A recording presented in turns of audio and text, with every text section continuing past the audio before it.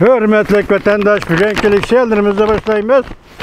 Liksiyada Sıdık Hacı Roz, Washington'dan sözdeyimiz. Bugünkü islaha 2021 yıl 11. ayının 26. günü hürmetli vatandaş. Bir iki günden beri doktorga göründük, yıllık tekşiriş dep doktorga göründük. Xudaga şükür, sağ salamet bulup çıktık, imtihanda yaxşı çıktık. Her birinlarına Allah'ına salamet kılışın tileymen hürmetli vatandaşlar.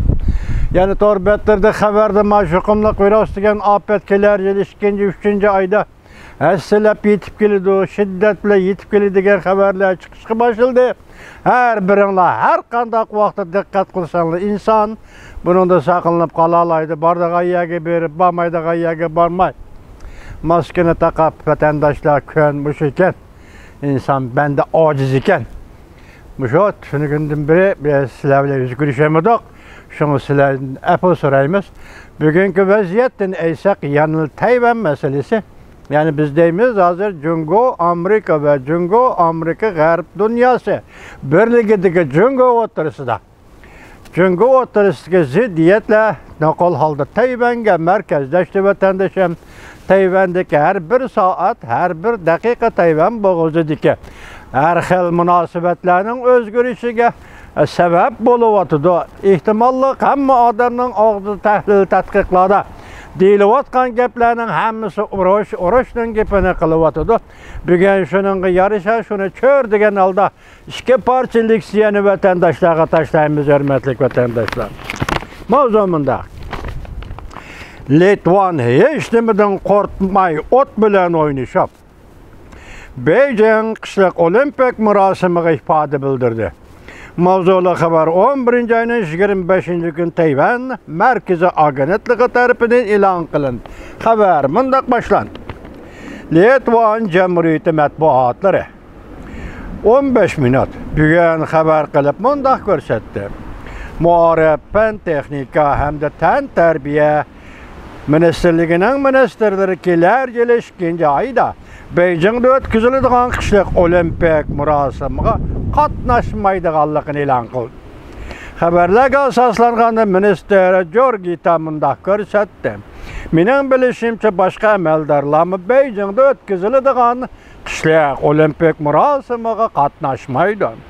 Cümleden Diplomatiya Komitetining ministeri Yegmasas qatorliq 17 nafar hokimiyat yurgizish ittifoqi ve Litvan parlament a'zolari o'tgan hafta birlashma imzoli xat yozib, yani hokimiyat beshidagi partiya demakchi, xat yozib prezident hukumat amaldorlari barliq siyosat arboblariga murojaat qilib, Litvan Olimpik komiteti tantarbiyachilar Beijing qishliq olimpik murosimini kollektiv cheklashni, har qanday amaldor va vakillar umiga avatmaslikni talab qildi.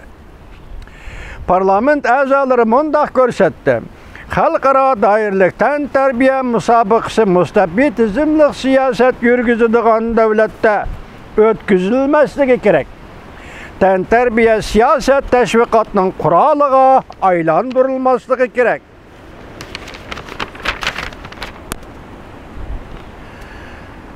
Bu Litvan Cumhuriyeti'nin olimpik murosimi to'g'risidagi ifodasi. Endilikda yana bir xabar vatandosh. Amerika Qo'shma Shtatlari Avam palatasi a'zolari Tayvanni ziyorat qilish xabari oshkorlangandan keyin Jungo amalda elchixonasi kechiringlar harakat qildi. Mavzuli xabar 11. ayning 25. kuni OneWeb orbitida e'lon qilindi. Xabar mundaq boshlandi. Amerika Qo'shma Shtatlari Avam palata a'zolaridan tashkillangan vakillar umiga Tayvanga kelib ziyoratini boshlab o'tdi. Ümek a'zolari Avam palata a'zosi Elisa Stotkin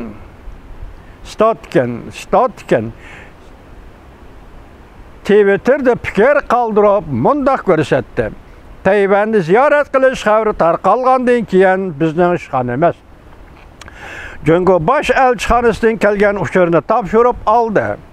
Hatto bizning Tayvanni ziyorat qilishimizni amaldan qoldirishimiz talab qilindi.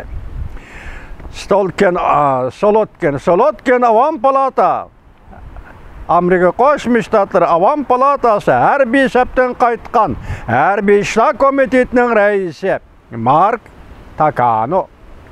Demokratlar mansubi Avam palata a'zosi Colin Allred. Cumhuriyetçiler Partisi mansubi Avam palata a'zosi Sarah Jacobs. Ondan keyin parlament a'zolari bo'lib jami 17 nafar kishi 25-kunidan 26-kunigacha Tayvanni ziyorat qildi. Harbiy aeroplanga A-40C belgilik harbiy aeroplanga o'ltirib Tayvanga yetib keldi va Tayvanni ziyorat qildi. Buningdan biron vakillar umiga Yaponiya va Koreyani ziyorat qilgan edi. Amerikada yuqori darajalik amaldorlar Osiyoga ziyoratga chiqqanda, birinchi bo'lib Yaponiya, ikkinchi bo'lib Koreya, uchinchi bo'lib Jungoga boradi. Endi hozir parlament a'zolari Osiyoga ziyoratga, Tayvanga ziyoratga borib, Yaponiya va Koreyani ziyorat qilib, Beijingga tashrif etdi, Tayvanga tushdi. Bu vaziyatga qaltis o'zgarish deymiz vatandosh. Endi sizlarga yetkazadigan bir jumla xabar 11-ayning 9-kuni, mushu oy 11-ayning 9-kuni 13 nafar parlament vakillari va mayor darajalik 2 nafar harbiy amaldor Tayvanni ziyorat qilgan edi. Arada 16 kun 15 kun o'tmayla endi yana 17 nafar Avam palata a'zolari Tayvanni ziyorat qildi. Shuningdan o'zidilla vaziyatni ko'rib tursiz, hurmatli vatandosh.